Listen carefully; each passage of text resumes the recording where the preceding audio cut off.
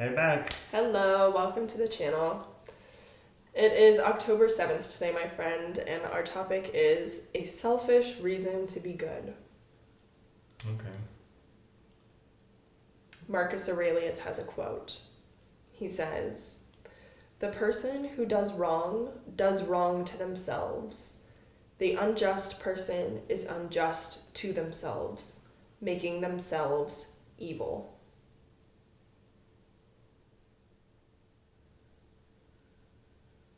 Unjust? Mm-hmm. Like justice wasn't on him or something? Okay. The unjust person is unjust to themselves. Like if I'm being unjust in my behavior towards somebody else, I'm also being unjust toward myself. Do you have can you give me some example? Like what do you, what? Yeah, do you have anything like that? So he's like making themselves evil. So with evil, he must be talking about like an unjust person. Like a really famous example would just be Hitler. So he's saying like Hitler is unjust. In Hitler's mind, he's unjust against somebody else. But from what Marcus is saying is that ultimately, when you're doing that, you are also being unjust to yourself. And unjust to yourself. So what is, but do we know what the just is? Or like just or unjust? Justice? I mean, we haven't read a definition from them specifically on what it is, but we might define it as like trying to take the third party impartial point of view of a situation and what is the right thing to do for all people involved. So just, it means that someone in, let's say between two people, was the judge who was fair and had both parties in mind or something like that, and the whole thing was like on the just level, right? Versus unjust means maybe that there was no judge there. So right. I was representing myself, you were representing yourself, and so on. Okay. That's okay, thank you. That now makes some sense. And so now, and then the quote is now what? The person who does wrong to themselves. The unjust person is unjust to themselves, making themselves evil. Okay, so if you're only representing yourself, that's kind of evil, right? Yeah. I think what he's also saying is egoistic, kind of evil, yeah. Yeah.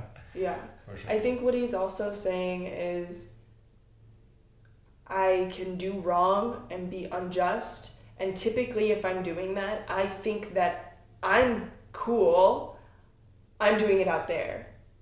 And so I think what he's also driving at is like there's no such thing as just doing it out there. Out there and not have some sort of internal outcome that's gonna be... in the same... Yeah, because if you're doing evil out there, what is gonna come back to you, right? Like, yeah. Somehow it's what comes around, goes around, comes around. Right. Okay, cool. Let's go see anything else you have on this? I don't know. Yeah, I mean, I would say maybe a takeaway for me could be something like keep in mind in conversations and discussions and interactions that there is this third party part of that interaction, right? And anyone can be that, but ultimately someone needs to be that or something. Yeah, like remind myself that. Okay, that's a good one. Do you have any action items for yourself? Just same, I think. Okay, that's cool. Okay, Ryan says, the next time you do something wrong, try to remember how it made you feel. Rarely does one say, I felt great. There is a reason there's often vomit at crime scenes. Instead of the catharsis the person thought they'd feel when they let themselves get out of control or when they got their revenge, they ended up making themselves sick. We feel a version of this when we lie, when we cheat, when we screw someone over. So in that split second before your ill-gotten gains kick in, ask, how do I feel about myself? Is that moment when fear rises in your throat because you suspect you may get caught really worth it? Self-awareness and wrongdoing rarely go together. If you need a selfish reason to not do wrong, put yourself in touch with these feelings. They're a powerful disincentive. Yeah, I would say wrong by like you purposely doing it wrong, right? Because it's hard to say like, well, you made a mistake, something was wrong, and now it's like, oh, you selfish bastard. Well, no, I was just, I was just confused. I made a mistake type of a thing. But I kind of know what he's saying. Like, if you're self-aware, then you're these wrongs of, doing bad things to others. Like, that goes almost like without saying, right? Like, well, no, don't hurt other people or others in any shape or form.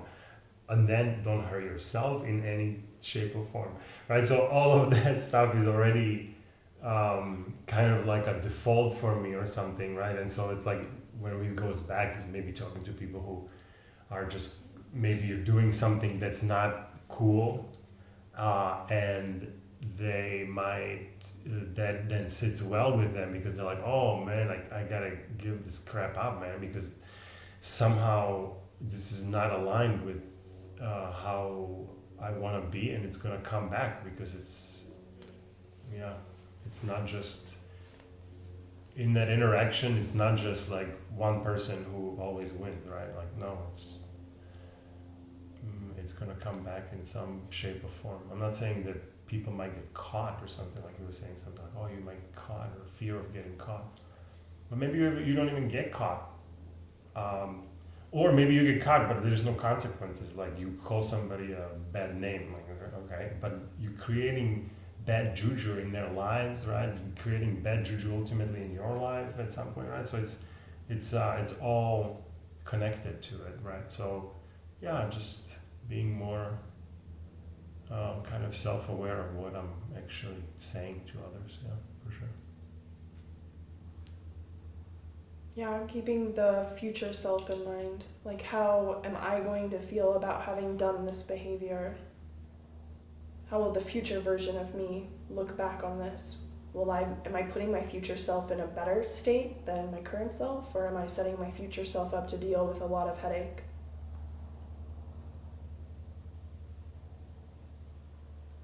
Yeah, so like keeping the future in mind,